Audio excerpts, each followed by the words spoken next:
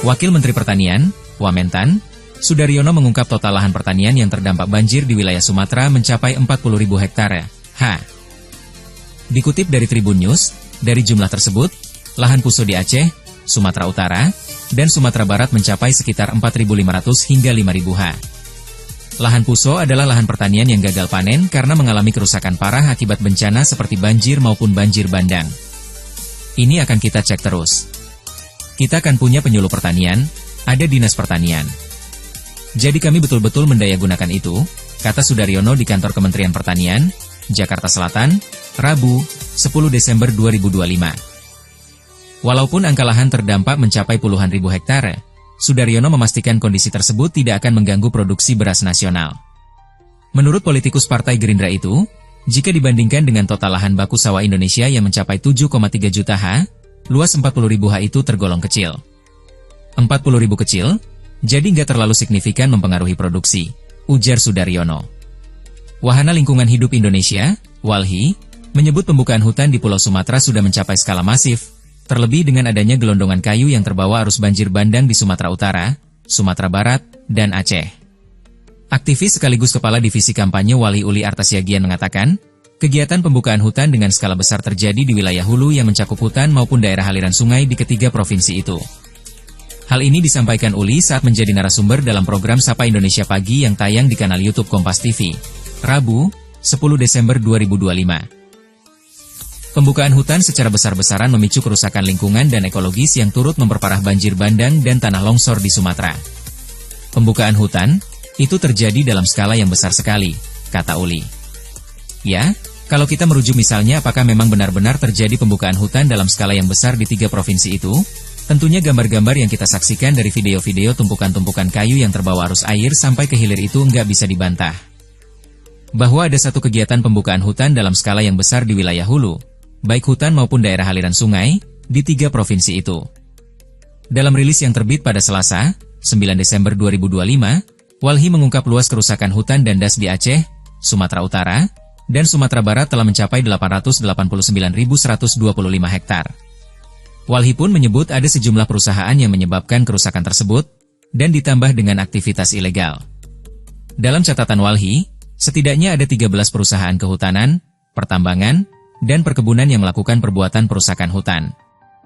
Lalu, ada 62 aktivitas tambang emas tanpa izin di Sumatera Barat, Kabupaten Solok dan Kabupaten Sijunjung. Selain itu, terdapat 5.208 hektar kawasan hutan yang dialihkan menjadi perkebunan kelapa sawit oleh 14 perusahaan di Provinsi Aceh. Bahkan, perusahaan di 7 kabupaten di Aceh, Aceh Barat, Nagan Raya, Pidi, Aceh Jaya, Aceh Tengah, Aceh Selatan, dan Aceh Besar, telah merusak 954 das dan 60%-nya berada dalam kawasan hutan. Masih di program Sapa Indonesia Pagi yang sama, Uli juga menjelaskan, banjir bandang dan tanah longsor di Sumatera tidak hanya karena faktor alam, tetapi juga aktivitas manusia yang merusak lingkungan, misalnya, penebangan hutan. Ada semacam lingkaran setan dalam terjadinya bencana ekologis di Sumatera, yakni keterkaitan erat antara deforestasi, krisis iklim, dan banjir bandang. Kerusakan hutan akibat deforestasi secara eksponensial tidak hanya memperparah kerusakan ekologis dan menghilangkan kemampuan ekologisnya dalam menampung air, tetapi juga memperparah pemanasan global. Yang Puso ada berapa? 4.500 berapa gitu ya kalau nggak salah ya. Ada kok kemarin 4.500 berapa gitu. Terakhir saya dapat beritanya 4.500 sekian hektar. Let's say katakanlah 5.000 lah gitu. Jadi kalau ada orang nanya, Pak ini gimana dengan kondisi bencana banjir ini terhadap capaian produksi kecil ya. Maksud saya kalau kita bandingkan dengan luasan lahan baku sawah kita yang 7,3 juta, katakanlah 40.000 gitu ya kecil. Jadi nggak terlalu signifikan untuk mempengaruhi produksi. Kalau yang target produksi tahun depan Pak, ya? Itu nggak akan ngaruh ke target produksi tahun depan? So far sih memang ada gini, kami melihat itu memang ada di 3 provinsi itu ada penurunan namanya LTT. Jadi orang yang nanam itu ada menurun sedikit dibandingkan periode tahun lalu, tapi secara nasional lagi tinggi semua. Ya tahun ini kita kan gini, kementerian yang mencatat hasil panen kan bukan kami, ya kan? Yang mencatat hasil panen itu namanya BPS, jadi satu data BPS. Berapa panennya, berapa jumlah panennya itu semua BPS. Nah Kementerian Pertanian nyatat apa? Kita itu mencatat yang kita tanam. Jadi berapa luas yang kita tanam kita catat. Jadi kalau bulan Desember kita nanam lebih banyak, maka di bulan Maret, Februari Maret, maka panennya akan lebih banyak.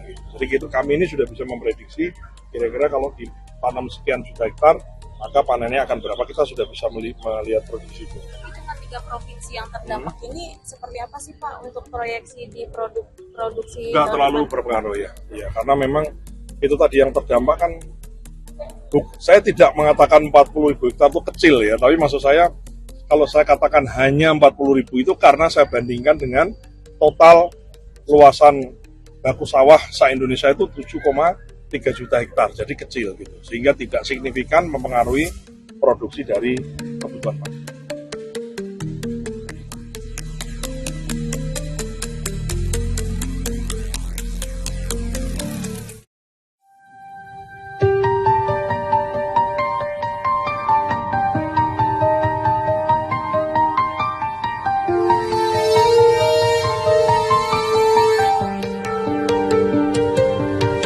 Kasus kayu gelondongan yang terbawa banjir di Sumatera sudah naik ke tahap penyidikan.